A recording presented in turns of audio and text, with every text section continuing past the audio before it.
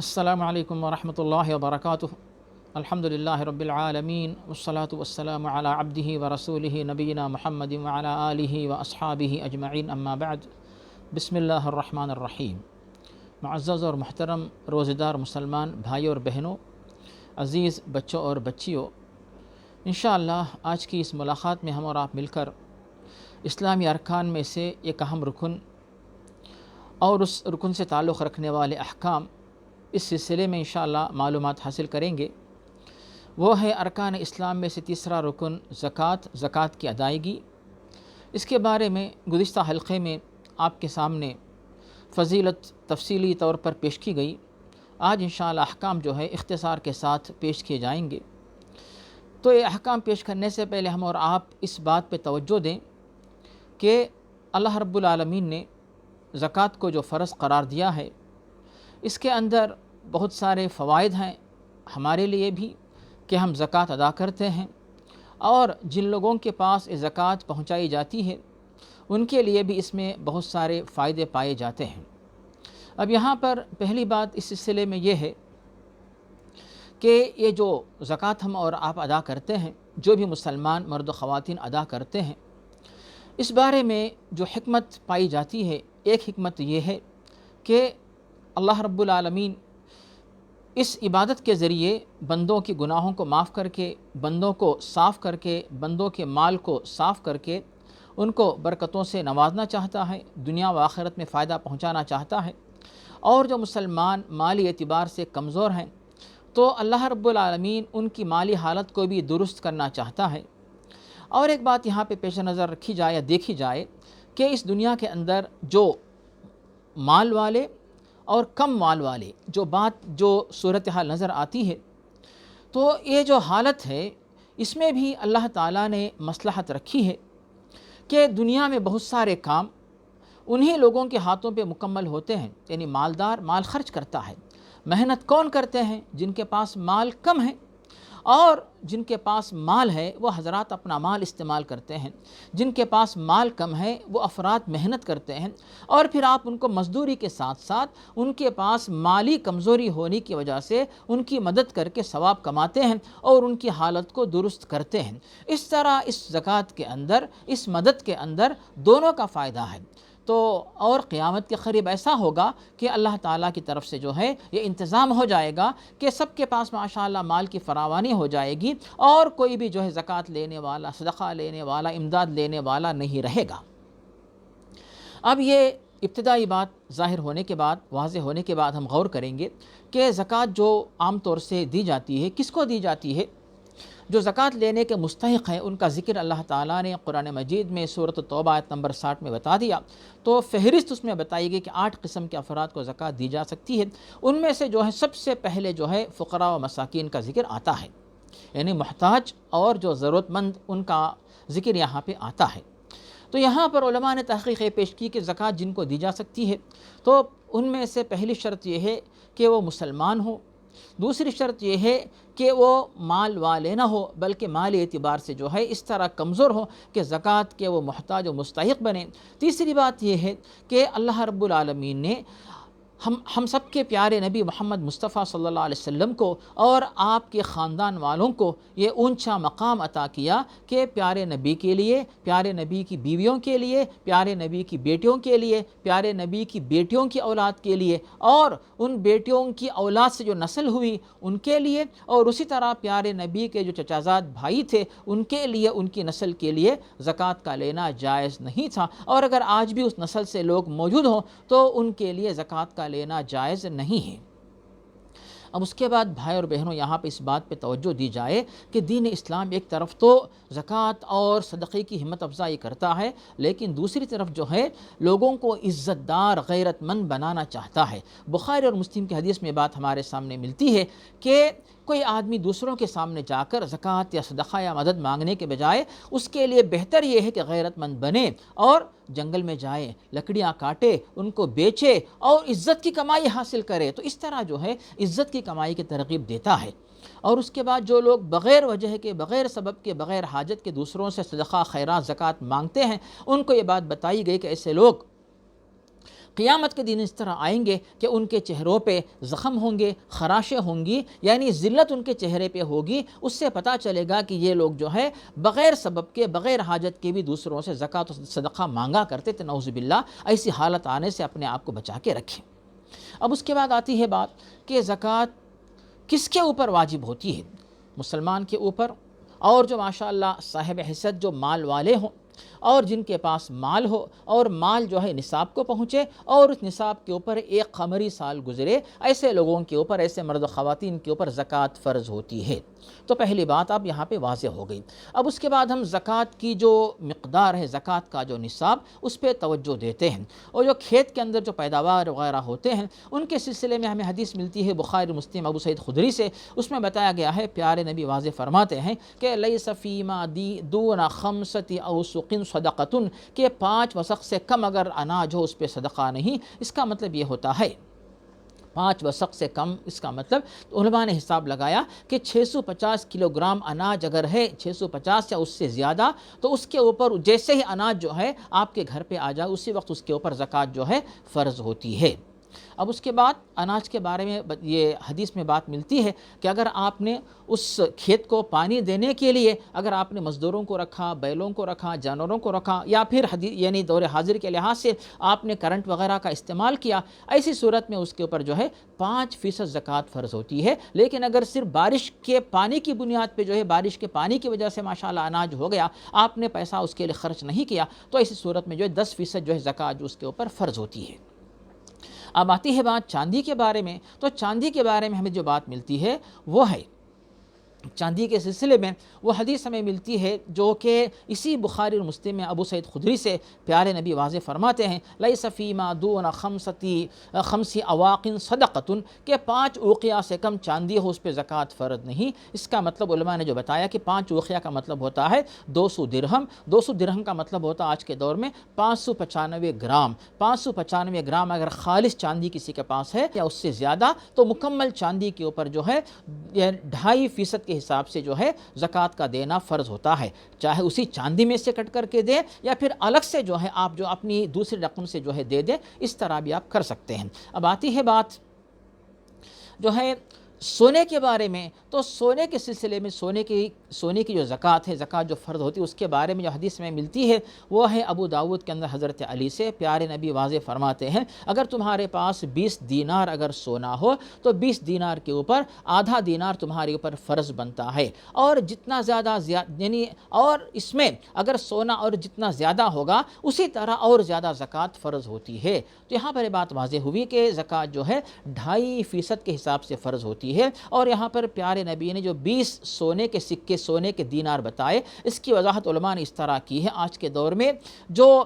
حساب دیکھا جاتا ہے وہ ہے، پہلے تولے کا حساب ہوتا تھا، اب جو ہے گرام، کلو گرام کا حساب ہوتا ہے۔ تو پھر جو گرام کے حساب سے علماء نے بتایا کہ اگر کسی کے پاس 85 گرام 24 کیرٹ کا خالص سونا موجود ہے، 24 کیرٹ کا مطلب خالص سونا، تو اس کے اوپر 85 گرام یا اس سے زیادہ، تو مکمل سونے کے اوپر جو ہے زکوٰۃ فرض ہوتی ہے۔ اور اگر وہ 24 کیرٹ کے بجائے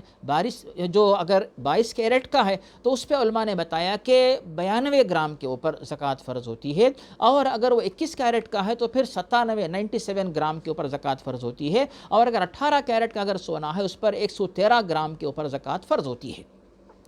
تو ہم خالص سونے کی بات ہم کر رہے تھے کہ اگر 85 گرام 24 کیرٹ کا سونا کسی کے پاس ہے، یا پھر اس کو آپ حساب لگا لیں کہ 24 کیرٹ کے اوپر کس طرح آپ قیاس کر سکتے ہیں، تو اس کے اوپر اگر جو ہے جو ہم نے جیسے بتایا کہ 7.5 تولہ 85 گرام سونا 24 کیرٹ کا خالص سونا ہو، اس کے اوپر 1 سال گزرے، تب جو ہے زکوٰۃ فرض ہوتی ہے۔ اب اس کے بعد یہ بات بھی ذہن میں رکھی جائے کہ عام طور پہ آج کے دور میں جو ہے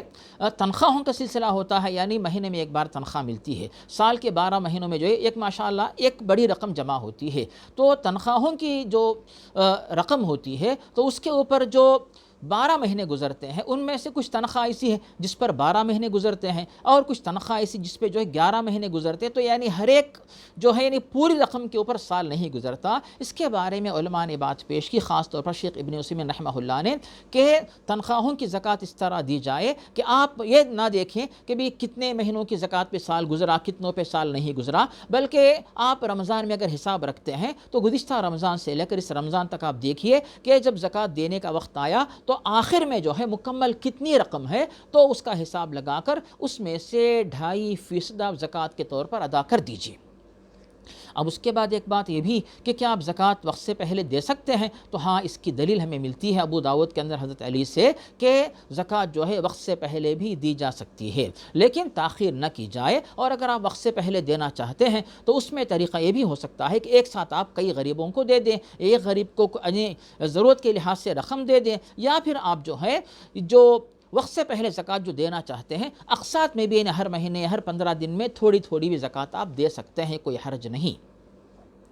اب اس کے بعد جو سامان تجارت ہے اس کے بارے میں علماء کی تحقیق یہ ہے کہ سامان تجارت کے اوپر بھی زکوٰۃ فرض ہوتی ہے۔ سال کے آخر میں جو پورا سامان جو موجود ہے دکان کے اندر اس کی قیمت لگائی جائے، اور جتنی قیمت میں آپ بیچتے ہیں وہ قیمت لگا کر جو ہے پھر اس کا حساب لگا کر اگر وہ نصاب کو پہنچے، نصاب سے بڑھ کر اگر ہے، اس کے اوپر جو ہے زکوٰۃ ادا کی جائے۔ اب یہاں پر ایک اور بات آتی ہے کہ بہت ساری چیزیں ایسی ہیں، جیسے کسی کے پاس جو ہے عمارت ہے، یا کسی کے پاس ٹرک ہے، کسی کے پاس ایسی ہی جو ہے جو کھدائی کی مشین ہے مثال کے طور پہ ٹرک، یا پھر ایسی جو چیزیں ہوتی ہیں کرین وغیرہ، تو ایسی جو چیزیں ہیں کیا ان کے اوپر بھی زکوٰۃ فرض ہے؟ اس کے بارے میں علماء کی تحقیق یہ ہے کہ ان چیزوں کو اگر آپ نے تجارت کے لیے رکھا ہے تو پھر ایسی صورت میں ان کی قیمت پہ زکوٰۃ فرض ہوتی ہے، لیکن اگر آپ نے صرف ان کو آمدنی کے لیے رکھا ہوا ہے تو پھر ان کی آمدنی دیکھی جائے گی، ان کی قیمت پہ زکوٰۃ نہیں ہوگی، بلکہ ان کی آمدنی دیکھی جائے گی کہ کتنی آمدنی ہوتی ہے، اور وہ آمدنی اگر بچتی ہے، اس پہ سال گزرتا ہے، تو وہ آمدنی اور آپ کی تنخواہ اور آپ کے کرائے مثلا، تو تمام جو جتنی بھی رقم آپ کے پاس ہے، اسی طرح اگر آپ کے پاس ماشاءاللہ سونا ہے تو ان تمام چیزوں کو جمع کر کے آخر میں دیکھا جائے گا کہ رقم مکمل کتنی بنتی ہے، اس کے بعد پھر جو ہے اس کی زکوٰۃ 2.5% کے حساب سے ادا کی جائے گی۔ اب جو رقم کی بات جب ہم نے کی تو رقم کا حساب کیسے لگایا جائے گا؟ تو اس کا آسان طریقہ یہ ہے کہ 2.5% جو یعنی زکوٰۃ ہم نے بتائی، تو سونے کے اندر 85 گرام کا ہم نے جو حساب بتایا ہے، خالص سونا 24 کیرٹ کا، اس کی قیمت آپ جو ہے جس وقت آپ زکوٰۃ دینا چاہیں گے کتنی ہوتی ہے؟ تو آپ دیکھیں آپ کے پاس جو رقم ہے کرنسی، چاہے ڈالر، روپیہ، ریال، کسی بھی شکل میں، تو وہ جو رقم ہے کیا وہ رقم جو ہے 85 گرام سونا اس کی قیمت یا اس سے زیادہ ہے کہ نہیں؟ تو اگر اس کے برابر یا اس سے بڑھ کے ہے تو پھر آپ کے اوپر زکوٰۃ فرض ہوتی ہے۔ اگر آپ کے پاس جو رقم ہے وہ جو ہے 85 گرام سونے کے برابر نہیں، اس سے کم ہے، تو زکوٰۃ فرض نہیں ہوتی۔ لیکن آپ کے پاس کچھ سونا ہے، کچھ رقم ہے، تو پھر دونوں کو جوڑا جائے گا۔ اس کے بعد پھر مکمل رقم اگر جو 85 گرام سونے کے برابر یا اس سے زیادہ ہے تو پھر مکمل جو ہے اس رقم کے اوپر، مکمل سونے اور رقم کے اوپر زکوٰۃ دی جائے گی۔ اور ایک بات یہاں پہ یہ ہے کہ یہ نہ سمجھے کہ ایک دفعہ آپ نے زکوٰۃ دے دی، رقم کے اوپر، سونے کے اوپر زکوٰۃ ادا ہو گیا، ایسا نہیں ہے، بلکہ جتنے سالوں تک آپ کے اوپر یعنی آپ کے پاس وہ سونا ہے، وہ رقم ہے، نصاب کو پہنچے، ہر سال آپ کے اوپر زکوٰۃ فرض ہوتی رہتی ہے۔ اور ایک بات یہاں پہ یہ بھی ہے کہ قرض کے اوپر جو زکوٰۃ آتی ہے، کہ اگر آپ نے کسی کو قرض کے طور پہ مال دیا ہوا ہے، رقم دی ہے، تو اس کے بارے میں علماء نے جو بات پیش کی کہ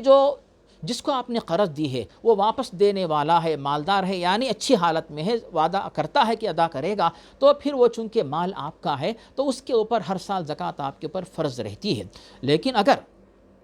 جس کو آپ نے قرض دیا ہے وہ غریب ہے، کمزور ہے، یا پھر وہ ٹالتا ہے یا پھر انکار کر رہا ہے، تو وہ رقم آپ کو کب ملے گی پتہ نہیں، یا ملے گی نہیں ملے گی، تو آپ انتظار کریں، انتظار کر کے اگر وہ رقم نہیں ملتی تو زکوٰۃ معاف ہو جاتی ہے۔ اگر وہ رقم ملتی ہے تو اس میں علماء کی دو تحقیقات ہیں، جیسے ہی وہ رقم ملے گی تو 1 سال کی زکوٰۃ دے دیں، یا پھر جیسے ہی وہ رقم ملے گی اس کے بعد سال کا حساب شروع کر کے 1 سال گزرنے کے بعد اس کی زکوٰۃ دیں۔ اب محترم بھائی اور بہنوں، ایک اہم جو سوال آتا ہے ہمارے اور آپ کے سامنے کہ ماشاءاللہ سونا اور چاندی اگر سونا اور چاندی سکے کی شکل میں ہو، بسکٹ کی شکل میں ہو، دھات کی شکل میں ہو، اس پر تو زکوٰۃ فرض ہے، لیکن اگر وہ زیورات کی شکل میں ہو تو کیا اس پر بھی زکوٰۃ فرض ہے کہ نہیں؟ تو اس کے بارے میں کچھ غلط فہمیاں پائی جاتی ہیں، ان غلط فہمیوں کو دور کرتے ہوئے ہم یہ وضاحت کرنا چاہیں گے کہ علماء نے اس سلسلے میں مختلف اقوال پیش کیے ہیں، لیکن جو راجح قول ہمارے سامنے جو راجح سمجھ میں آتا ہے، جس میں ہمیں اطمینان ہوتا ہے اور جس کے بارے میں مضبوط دلائل پائے جاتے ہیں، ان دلائل کی روشنی میں ہم بات بتائیں گے کہ سونا اور چاندی چاہے وہ بسکٹ کی شکل میں ہو، چاہے وہ سکے کی شکل میں ہو، چاہے دھات کی شکل میں ہو، چاہے زیورات کی شکل میں ہو، چاہے کان کی بالیاں یا پھر گلے کے زیورات، نیکلس کسی بھی شکل میں ہو، چاہے خواتین استعمال کرتی ہوں، چھپا کے رکھی ہوں، کسی کو عاریتاً دیتی ہوں، کسی بھی حالت میں وہ زیورات ہوں، سونا چاندی کسی بھی شکل میں ہو، ان کے اوپر جو ہے اگر وہ نصاب کو پہنچے، ان پر ایک قمری سال گزرے، ان کے اوپر ہر سال زکوٰۃ فرض ہوتی رہتی ہے۔ اس کی پہلی دلیل وہ اللہ تعالیٰ نے قرآن مجید سورۃ التوبہ آیت نمبر 34 و 35 میں جو بتا دیا کہ وہ لوگ جو سونا اور چاندی کو چھپا کے رکھتے ہیں، اس کے بعد ان کی زکوٰۃ نہیں ادا کرتے، تو ایسے لوگوں کے ساتھ کیا کیا جائے گا کہ سونا اور چاندی کو جو ہے تختیاں بنائی جائیں گی اور جہنم کی آگ میں ان کو جلایا جائے گا، پھر اس کے بعد جو ہے انہیں جلی ہوئی تختیوں سے جو ہے ایسے لوگ جو زکوٰۃ ادا نہیں کرتے، ان لوگوں کی پیشانی، ان کے پہلو، ان کی پیٹھ، ان سب کو داغا جائے گا۔ ایک دلیل ہو گئی۔ اس پہ فرق نہیں رکھا گیا کہ وہ جو سونا چاندی وہ جو ہے زیور کی شکل میں ہے یا پھر بسکٹ کی شکل میں ہے، سکے کی شکل میں، تو اس میں کوئی تفریق یہاں پہ اللہ تعالیٰ نے نہیں کی ہے، عمومی طور پہ بتا دیا گیا چاہے زیور ہو چاہے کسی بھی شکل میں ہو، وہ سونا ہے، اور جو چاندی ہے وہ چاندی ہوتی ہے، چاہے وہ کسی بھی شکل میں ہو۔ اب دوسری بات جو ہمیں ملتی، اسی آیت کی تفسیر جو ہمیں ملتی صحیح مسلم میں حضرت ابو ہریرہ سے، اس حدیث میں بھی یہ الفاظ ملتے ہیں کہ جو لوگ دنیا میں سونا اور چاندی جمع کر کے رکھتے تھے، چاہے اس میں یہ نہیں بتایا گیا کہ سکے کی شکل میں، بسکٹ کی شکل میں، زیور کی شکل میں نہیں، بلکہ سونا اور چاندی رکھتے تھے، ان کی زکوٰۃ ادا نہیں کرتے تھے، تو ان لوگوں کے ساتھ یہ معاملہ ہوگا کہ سونا اور چاندی کی تختیاں بنائی جائیں گی، ان کو قیامت کے دن آگ میں جلایا جائے گا، انہی تختیوں سے ان کو 50,000 سال تک داغا جائے گا۔ دو دلائل ہو گئیں۔ تیسری دلیل جو ہمیں ملتی ہے بخاری مسلم میں حضرت ابن عباس سے کہ عید کے دن پیارے نبی نے جب خواتین کے پاس جا کر ان کو صدقہ و خیرات کرنے کی ترغیب دی، تو خواتین نے کیا کیا؟ اپنے کانوں سے بالیوں کو اتارا، اپنے گلوں سے جو ہے زیورات کو اتارا اور دے دیا۔ یہ نہیں کہا، یہ نہیں سوچا کہ جن کے پاس اشرفیہ ہو گھروں میں وہ لائیں، اپنے گھروں سے اشرفیہ لا کے دو، سونے کے سکے دو، چاندی کے سکے دو، ایسا نہیں کہا، بلکہ خواتین سے کہا کہ اپنے زیورات ہی کیوں نہ ہو اللہ کی راہ میں دے دو۔ خواتین نے زیورات کو اٹھا کر اللہ کی راہ میں دے دیا۔ یہ ہو گئے 3 دلائل۔ چوتھی دلیل ہمارے سامنے آتی ہے ابو داؤد کے اندر حضرت عبداللہ بن عمر سے، اس میں بات بتائی گئی کہ ایک ماں اور ایک بیٹی جب پیارے نبی کے سامنے آئی تو ان کے ہاتھوں میں جب کنگن تھے، پیارے نبی نے پوچھا کہ جو دونوں سونے کے کنگن ہیں کیا تم ان کی زکوٰۃ ادا کرتی ہو؟ اگر نہ ادا کرو گی تو اللہ تعالیٰ ان کنگنوں کے بدلے میں تمہارے ہاتھوں میں آگ کے کنگن پہنائے گا۔ اسی طرح ابو داؤد کے اندر حضرت عائشہ سے مروی ہے کہ جب ان کے ہاتھوں میں پیارے نبی نے چاندی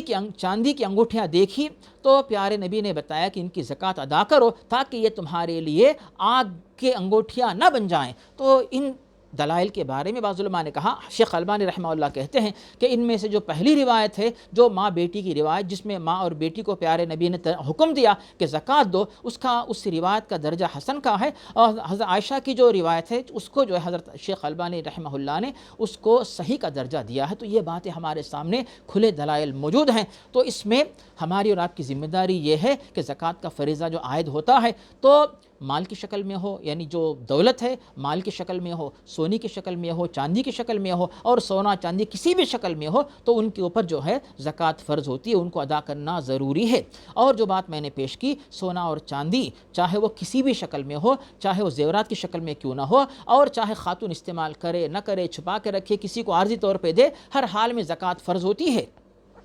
یہ بات صرف میری نہیں بلکہ قرآن و حدیث کی روشنی میں کئی صحابہ نے، کئی محقق علماء نے بات پیش کی۔ ان میں سے ہم بات پیش کرتے ہیں کہ حضرت عمر رضی اللہ تعالیٰ عنہ اور عبداللہ بن عمر رضی اللہ تعالیٰ عنہ اور دیگر کئی صحابہ سے بات مروی ہے۔ اس کے بعد جو تابعین میں سے سعید بن مسیب ہیں اور دیگر جو تابعین ہیں، اور آگے چل کر ہم ان کے بعد آنے والے علماء کا ذکر کرتے ہیں۔ ان میں سے ایک عالم صاحب ہیں،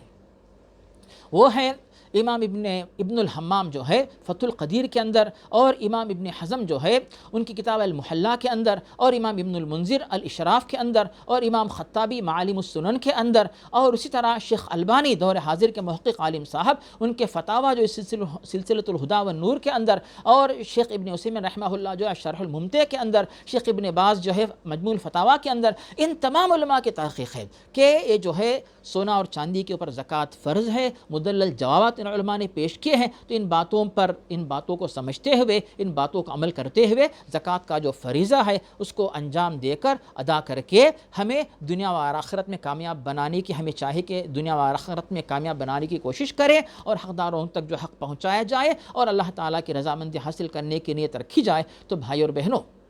یہاں پر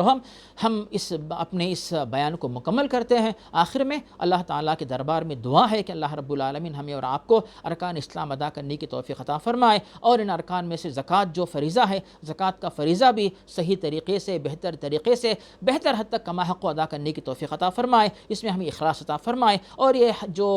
امانت ہے، حق ہے، مستحق مرد و خواتین تک پہنچانے کی توفیق عطا فرمائے۔ ہم سے اور آپ سے اللہ تعالیٰ اس عبادت کو، اس نیکی کو قبول فرمائے، اس کی برکات و فوائد اللہ تعالیٰ ہمیں اور آپ کو اور ہماری اور آپ کے اولاد کو نصیب فرمائے، اور اللہ رب العالمین کرونا وائرس کی پریشانی کو ساری امت اسلامیہ کے اوپر سے ہٹا دے، اور اللہ رب العالمین دین اسلام کو اور امت اسلامیہ کو غلبہ نصیب فرمائے۔ اللہ رب العالمین ہمیں اور آپ کو جہنم سے بچائے، اور ہمیں اور آپ کو جنت میں داخل فرمائے، آمین۔ اللہم ربنا تقبل منا انک انت السمیع العلیم۔ اللہم صلی وسلم وبارک علی عبدک ورسولک نبینا محمد وعلی آلہ واصحابہ اجمعین، والحمد للہ رب العالمین۔ فجزاکم اللہ خیرا، والسلام علیکم ورحمۃ اللہ وبرکاتہ۔